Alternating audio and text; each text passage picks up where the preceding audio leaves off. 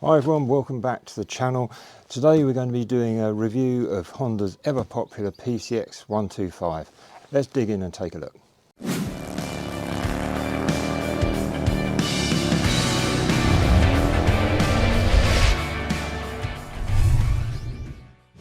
Okay, so what I'm going to do today is give you a look around the bike. So we'll look at the spec and sort of do a walk around of it. Then we'll go out on the road, see what it's like on the road, in town, in the country and on the motorway. And then we'll come back here and we'll do a bit of a summary and a bit of spec servicing and what to look for if you're thinking about buying one, whether it's second hand or new. Okay, so let's move this around and we'll do a little spin around the bike. Okay, so on the front you've got a 14-inch wheel, the tyre is a 110/70 and this is running Michelin City Grips, which I find very good. Obviously got front disc on the front and it's got ABS on the front as well, more of that later. Moving round to the rear, what you can see of it, it's all covered in muck. A lot of this is because it's been treated with the old XCP Professional, not on the exhaust, and we'll have a look at that in a minute. But on the rear we've got a 13-inch wheel and it's got a 130/70 tyre again. Obviously you've got the Michelin City Grip on the rear as well.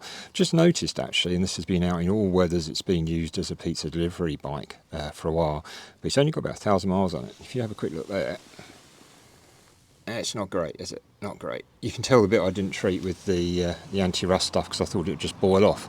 Anyway, let's move around the bike a little. So not much to see on this side. Obviously this is where the drive belt and transmission sit and the air filter, and you can just make out the two twin shocks, and more about that later as well. The switch gear on the left hand side is all very straightforward. Obviously you've got the headlight switch, dip to main beam there. You've got the horn, which seems to have swapped over, usually it's down here somewhere, and just the indicators there, so not much to see there. On the right hand side it's equally simple. You've got the stop start. If you didn't know, this has got stop start, so if you're stuck in traffic for anything more than a couple of seconds and you've got the stop start engaged, then it will cut the engine off, saves a bit of fuel economy. And because the engine hasn't got a traditional starter motor with the old Sprag clutch and that, it just sits on the end of the engine. It starts up silently, and I'll start it up for you in a minute so you can hear. So you've got the start button, you've got the hazards, and then you've got the stop start, and obviously the throttle and the front brake. And so on to the instruments, and as you can see, it's I deliberately left it a bit dirty here and out in the early morning sunshine, so you can see how difficult the screen can be to read. These reverse LCDs I've never found particularly effective, but there is enough information on there and you can see it in most lights. So you've got the speedo, you obviously got the bar graph for the fuel level, you've got the average consumption in this case, and the trip. You can change those around a little bit depending on what you want to see, but that's the main information that's on the screen there. We'll talk about the fuel consumption. It's showing 150 at the moment, but we'll talk about that a little bit later on in the summary at the end as to how realistic that might be. Right, before we go out on the road, one thing that I think is worth mentioning is just the lack of a normal key. You've got a key, a remote key, as is often the way now. Now a lot of people say that this is not a great advantage, more of a pain than it's worth. But I found it very good. I've been doing, in amongst just using it to commute to work, I've been using it for a bit of pizza delivery work, and the the keyless ignition is an absolute boon for that, because you can have the key in your pocket and you can hop on the bike and just press go whilst holding the rear brake, and off you go. And it's rather than faffing about with the key in your pocket, it's brilliant. So, excuse my hand in the picture. Right, so it's got various positions. That's sort of in the off position at the moment. If you turn it one click, now I've got the key in my pocket at the moment, otherwise this will be locked down and not working. So in this position you've got the seat and fuel, if you can read it. So if you pop down here, that's the fuel filler down there. So if we pop up here, I'm in the seat and fuel, and you press this button here, and lo and behold, and I wanted to demonstrate what can happen sometimes on these. A common problem, there it goes, a common problem on these, and I'll go through sort of issues later on, is that this fuel filter can stick down. Now usually it's just a question of pushing it down in here a little bit just to flex it, and it will pop off. But sometimes, as you can see here, it doesn't want to know. Now there is if I can do it two fingers, no I can't, I'm going to need another pair of hands. yeah, this is what happens. It's you push it down, then it won't pop up again. Now it's very, very common how you do this. There's various kind of bodges. Some people try putting a rubber band around here, or I think it's around here actually, to try and make it pop up a bit more reliably. But ultimately, you can just pop your fingernail in there and just ease it up while pressing the button. But it is a problem if you have one of these, you'll probably come across from time to time. Okay, so we have a look in the seat. So same thing in that position. Press the seat button. This is nice and reliable, you'll be pleased to know. And then this goes up. You haven't got to hold it up. It will just go up by itself.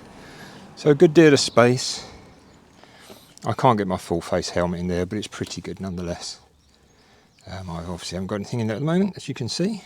But there's a good bit of usable space, as well as if you're using like a pizza box. You can put all your personal stuff in here. Okay. Okay, so one thing I didn't quite show you is this little cubby hole on the left-hand side. There's not one on the right side, there's one on this side. So you push it and it drops down. And in there you can't really see in this light because the light's quite challenging at the moment. But there is a little socket in here. There's a little USB-C socket, so you can plug things in.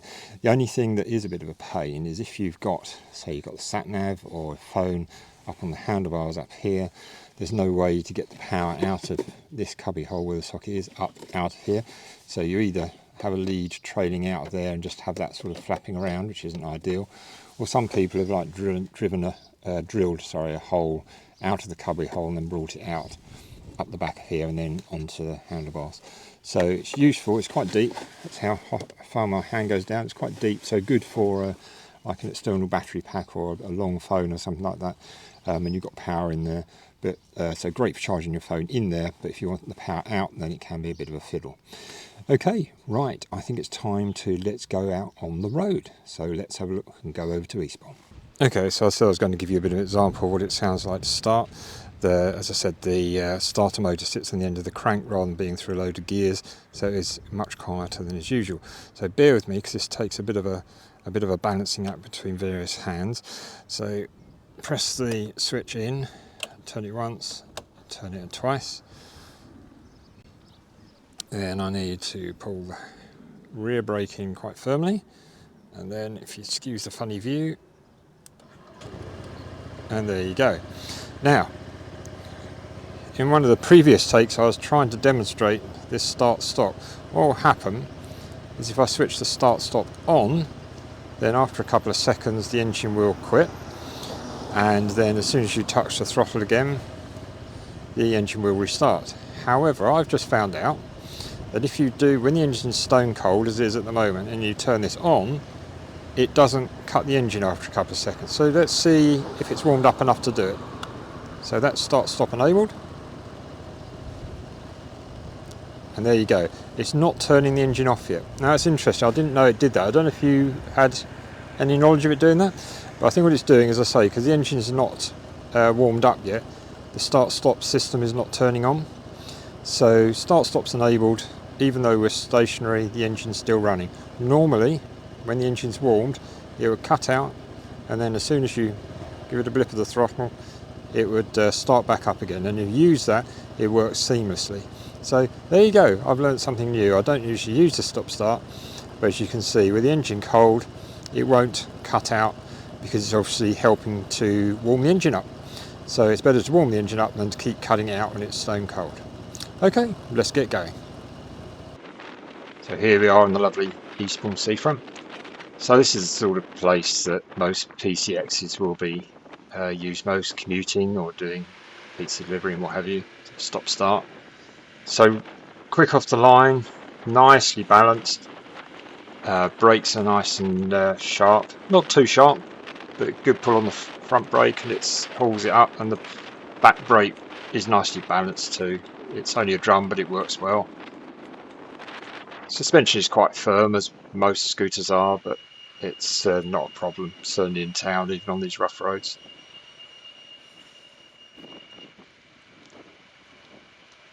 I think the thing I like about it most is the fact it's just so balanced, so light, and you can almost think which direction you want to go. So just see how it pulls away.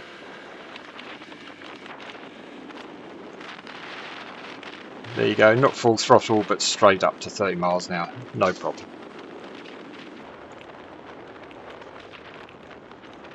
Okay, so we're just heading out of town now. So there's a bit of twisty road here, still 30 miles an hour. It just gives us a feel for what it's like. Again, very smooth into the bends, very planted, very neutral. Absolutely ideal for what you need for throwing around in town and sort of between towns and stuff. There's a couple of sort of near hairpins here, which are always good fun. Oh, it's just so smooth.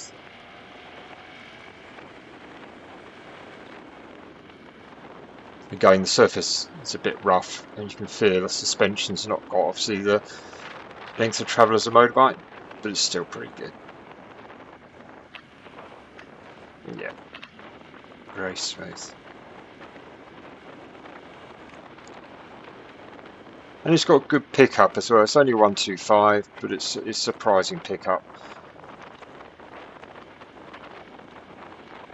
I think it's going to have to look at the spec when I get back. 12.5 horsepower, 12.3 horsepower, something like that. It's certainly fine for this sort of work.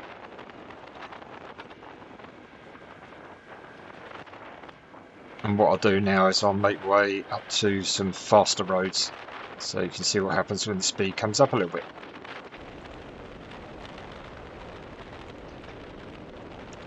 So we're out on sort of faster sweepers now, near the beachy head in East Sussex, if you know that.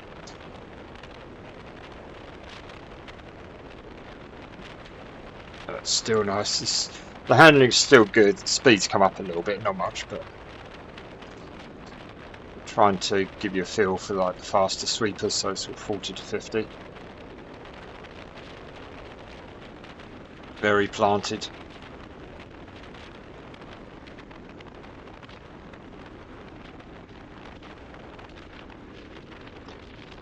That's nice.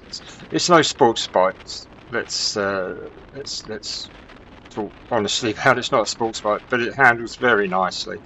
Where it starts to fall apart a little bit is where the road's bumpy. You've obviously got very short travel suspension. It's a little bit downhill, so just again, this is not flat out, but you can see easily gets up to sort of 50, 55. And it's a good bit of fun, more fun than a 125 scooter should ever be, especially on a day like this, on a road like this. It's great stuff. So I've got a bit of road coming up in a minute. That's not quite as quick as this, but it's a bit more rough, and that will give us a real test to see how good the suspension handles when the road's really not good. So have a look at that in a tip.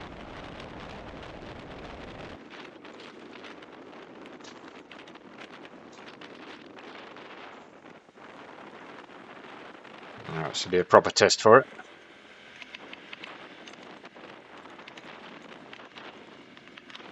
Yeah, this road here probably doesn't come out on the probably doesn't come out too well on the GoPro, but it's really rough. GoPro has smoothed it all out, but you'll see the bike probably bobbling around. Yeah, and you can tell it's really sort of reaching the limit of the scooter suspension.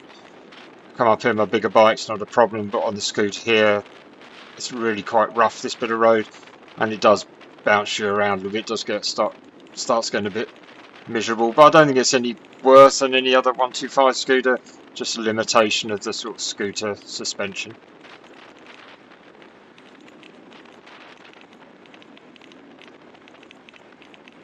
There. Not too bad, not great, but not too bad.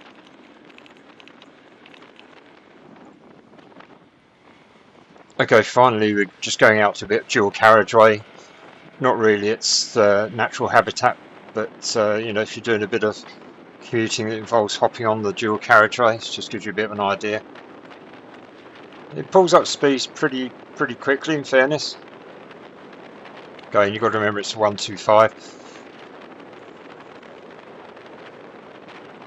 So I reckon about here, sort of 45 to 50, maybe 55 at a push is where it's at its sort of sweetest spot.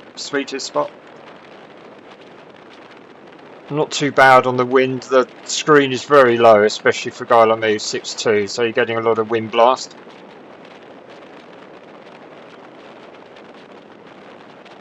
but this bit of road goes up and down a bit, so as you can see the speed drops away. This is not actually wide open.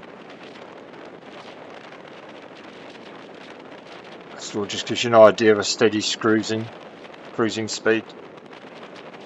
It doesn't feel stressed, feels very refined.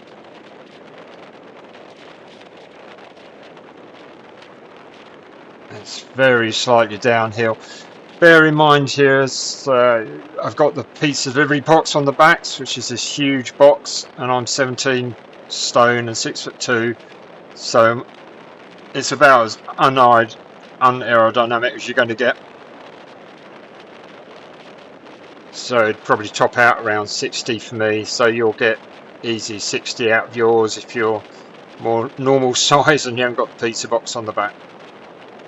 And it handles very nicely at these sort of speeds as well. It's still stable. Great combination.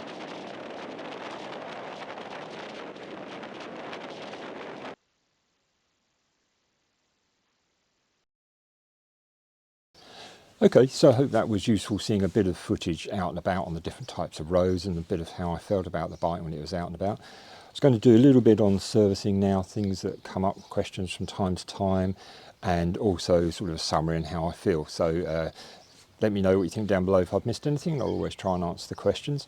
So the oil change interval on these is 2,500 miles, and it uses a 0W30 oil to Honda spec. Some people use a 0W40, and I think Honda do say it's okay, but they recommend 0W30. There's a strainer rather than an oil filter, and they recommend cleaning that out at 12,000 miles. And the rear diff oil, they say remarkably, you only have to change that every 2 years, I believe, but I know some people do that again much sooner. There's only a tiny amount of oil in there, so if you feel like doing that every year or even more frequent than that, you know, there's no harm done in doing that. Apart from that, there's various other bits and bobs. The spark plug, they say look at every 5,000 miles. The drive belt has an inspection at 5,000 miles to make sure it's okay, and then a replace at 15. And I think that covers most of the main sort of routine maintenance items. But again, if there's anything I missed, just let me know. As far as things to look out for if you're looking to buy one, they are boringly reliable, it's fair to say. The only issue that I really came up with, and I thank the guys on the Facebook group for the bike, was the sticky fuel cap, which I've demonstrated earlier on. The centre stand can get a bit gummed up, it can get a bit stiff, so keep on top of a little bit of lubrication on that will probably help. One other thing that came up was when you move them around, the transmission or the one of the rear bearings can sound a bit noisy, and it can, if you're not used to the bike, make you go, oh blimey, is that okay? But it's a case of they all do that, sir, so try not to worry about it. It's not a problem. Apart from that, they're boringly reliable, and they'll often go to 30 or 40,000 miles without a problem. Okay, to sum up, what do I think of the bike? I think it's a great bike. It's got so much going for it. Typical Honda quality, are very good at what they do. They last well, and it's an overall good buy, and that's why they've obviously sold so many of them over the years. It's nippy, up to 60 miles an hour. I think, you know, people say 65, 70. I think realistically, top whack, excuse the traffic, it's a busy morning this morning. Top whack realistically I think is 60, some people say 65. I'm a big guy, I'm 6'2" and 17 stone, and I've got this really aerodynamic box on the back, so I saw about 60 flat out. Realistically, if you're more of a normal size and you haven't got a pizza delivery box on the back, then I think you'll see a genuine 60 mile an hour, maybe 65 on a downhill the following wind. Realistically, cruising speeds are sort of 40 to 50, that's where it's more happy. I think it's over 50 you're starting to push it a little bit, and it's much happier, sort of 45, 50 as a realistic top whack. It's very economical. It will show 145, 150 on the dash quite readily. It's the first Honda I found where that does routinely overestimate the economy. If I actually work it out, it's more like genuine 130 to the gallon, but you know, that's still very, very good, and it costs pennies to run as far as the fuel is concerned. Mentioned it briefly while I was out and about. The brakes did put me off initially when I was looking at the bike, because the front is although it's a 220mm disc and it's got ABS on it and it's great, I was put off a little bit because the rear is a drum, so you don't have ABS on the rear, it's only on the front, and it's cable operated. Obviously they can't put ABS on a cable operated drum. In reality, it's not a problem. I worried about it a bit, but it's not a problem. I find, although other people find differently, I found the rear brake on this really good. If anything, it's as impressive as the front disc. Can't quite work that out, but it's very good. So I use mainly the front disc, and then with a bit of backup on the rear brake. It's not a problem, I don't think about it. Even in the wet, most of, you balance your brake across the two. As long as you remember you've got ABS on the front and not on the back, and just keep that in mind. It's not a problem, the brakes are absolutely fine on this. Finally, the styling. I don't find the styling quite as nice as the M-Max. I think the M-Max looks a little bit more modern. I think this looks a little bit bland, and it always looks as though it's squashed down at the front, and particularly because I'm a tall guy, it looks really low at the front. You can get a touring screen that comes up and makes all the difference. So I may well be changing over to that in time. But overall, all said and done, I think it's a great little bike to scoot around on. It's fast enough, it's certainly nippy enough away from the lights in town, it keeps ahead of the game. It handles so sweetly, it really does. Brakes are fine, economy is good, and resale is good, reliability is good. I don't really think there's a lot more or a lot to complain about, in honesty. But anyway, that's my thoughts on it. Please let me know your thoughts down below. I'm sure I've missed loads of bits and bobs. Please ask all the questions you want, and anything you think is good, bad or indifferent, please let me know. It helps me improve the videos going forward. Okay, if you're still with us now, guys, thanks for sticking with us, and I'll see you on the next one. Cheers for now. Bye bye.